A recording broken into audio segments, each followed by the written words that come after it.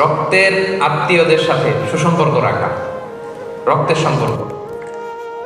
আমাদের কিন্তু এটাতে অনেকের গাফলতি আছে। রক্তের আত্মীয়, ভাই, ভাইয়ের সাথে ভাই কথা বলে না, অনেক বছর হয়ে গেল।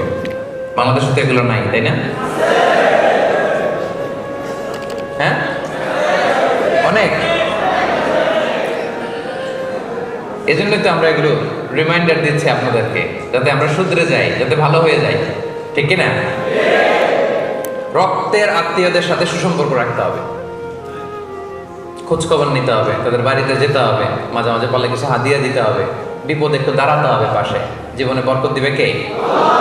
রাসূলুল্লাহ সাল্লাল্লাহু আলাইহি ওয়াসাল্লাম বলেছেন, যে চায় তার রিজিকে বরকত হোক, যে চায় তার হায়াতে বরকত হোক, সেজন্য তার আত্মীয়তার সম্পর্ককে বজায় রাখে।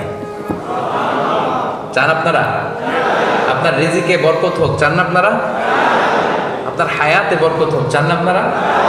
তাহলে আত্মীয়তার সম্পর্ককে বজায় রাখতে হবে, খোঁজ নেবেন।